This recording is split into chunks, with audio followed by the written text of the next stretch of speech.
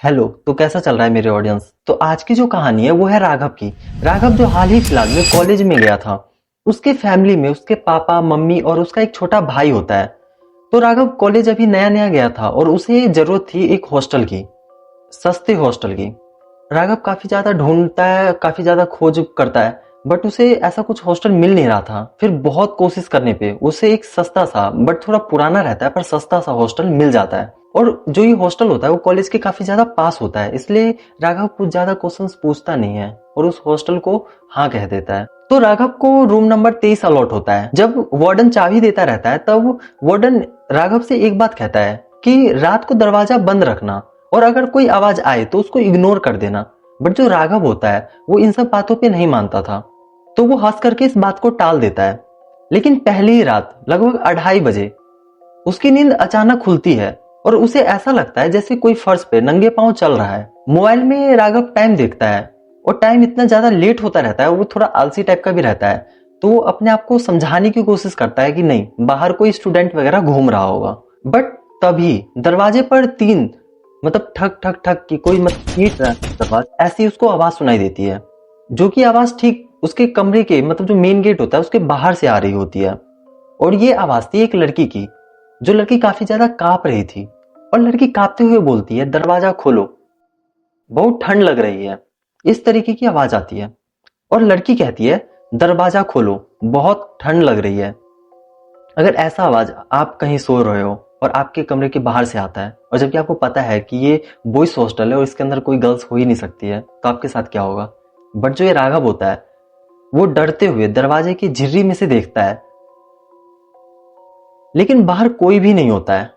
अब तो राघव और भी ज्यादा डर जाता है, बट वो फिर भी मतलब अपने आप को मतलब तसल्ली देता है कि नहीं नहीं, हम तो हैं एकदम मस्त।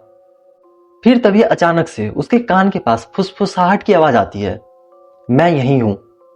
अब तो ले, पास ही में आ गई, मतलब बनो मर्द और भी। और जो ये आवाज आती है, मर्द तो बनते बनते बन जाते हैं, बट जो ये आवाज आती है राघव बेहोश हो जाता है।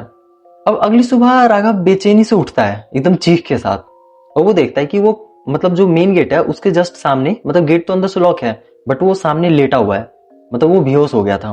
तो उठता है काफी घबराता हुआ और ये अब ये सोचता है कि मैं पता लगाऊंगा कि मेरे साथ ऐसा क्यों हुआ।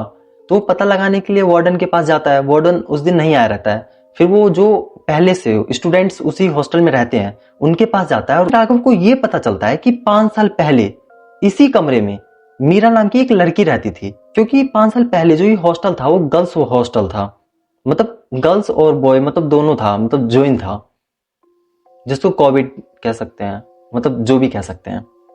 तो वैसा कॉलेज होता है। मतलब ये जो इंसिडेंस होता है इसके बाद ही कॉलेज को मतलब शिफ्ट कर दिया जाता है, मतलब गर्ल्स को अलग कर दिया जाता है और बॉयज को अलग कर दिया जाता है, ऐसा है।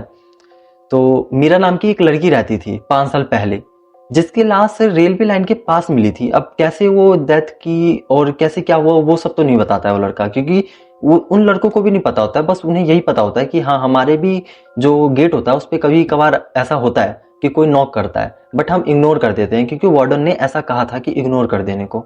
बट ये जो राघव होता है वो तो ऐसे ही हंस के टाल देता है और इसके साथ ऐसा बीत जाता है। तो राघव सोचता है कि ऐसा हॉन्टेड हॉस्टल है तो मैं यहाँ पे नहीं रहूंगा। बट जब तक शाम हो गया रहता है लगभग 5, और शाम में बारिश भी होती रहती है और जो बारिश होती है वो देर रात तक चलती रहती है। राघव ये सोचता है कि मैं कल शिफ्ट करूंगा, आज भर रह जाते हैं यहीं पे हॉस्टल के अंदर। तो रात में बस ये खाना वगैरह बनाता है और चले जाता है सोने के लिए। और जो इसका बेड का मैं बताऊं तो बेड के अगर लेफ्ट साइड ये देखेगा बेड से तो इसे एक मिरर दिखेगा। तो ये सो जाता है और अचानक रात के लगभग 2:30 बजे फिर से इसकी नींद खुलती है एक आवाज के साथ। और जब वो मिरर की साइड देखता है तो उसे एक स्ट्रक्चर दिखता है, एक गर्ल का स्ट्रक्चर। और ये स्ट्रक्चर देख करके उसे ट्रिगर होता है वो मीरा वाली बात जो उनके दोस्तों ने या जो स्टूडेंट्स उस हॉस्टल में रहते थे उन्होंने बताया था। तो राघव इस स्ट्रक्चर को देख करके और भी ज्यादा डर जाता है और मतलब वो चुपचाप एकदम रुक जाता है, उसकी सांस तक नहीं चल रही है। तो वो चेहरे को देखता है तो चेहरा काफी पीला पड़ा हुआ सा रहता है उस लड़की का, और आंखों से एक काला टाइप का कुछ लिक्विड जैसा बहता रहता है। और जो वो लड़की होती है वो धीमी सी आवाज में कहती है, आज तुम मेरी जगह लोगे। इसके बाद अगली सुबह हॉस्टल में हड़कंप मच जाता है। कमरा नंबर 23 अंदर से बंद मिलता है लोगों को, वो भी मॉर्निंग में नहीं, शाम में जब बहुत देर तक कमरा नहीं खुलता है तब लोग दरवाजा तोड़ते हैं और अंदर क्या मिलता है उन्हें? राघव की लाश। मतलब राघव उसी लास्ट नाइट खत्म।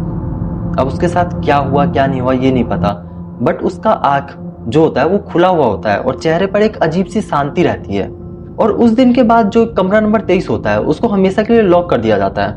और जो ये स्टोरी है वो मुझे ये राघव के भाई ने भेजी है और उसने ये भी बताया कि ये जो स्टोरी है वो अपने ऑडियंस को सुनाओ, ताकि कोई भी अगर स्टूडेंट हॉस्टल लेने जा रहा है तो वो सस्ते के कारण ऐसा हॉस्टल ना ले ले और ऐसी गलती ना कर ले जो मेरे भाई ने भी की। तो यही थी स्टोरी। तो कैसी लगी आपको ये कहानी? हम ऐसी ही कहानी लेकर के आते हैं जो रियल केस पर हो। और ऐसी ही कहानी सुनने के लिए आप हमारे चैनल को सब्सक्राइब कर सकते हो। और अगर आपके पास भी कोई हॉरर एक्सपीरियंस से रिलेट करता हुआ कोई स्टोरी है तो आप मुझे मेल कर सकते हो। मैं अपना मेल यहाँ पे डाल दूंगा।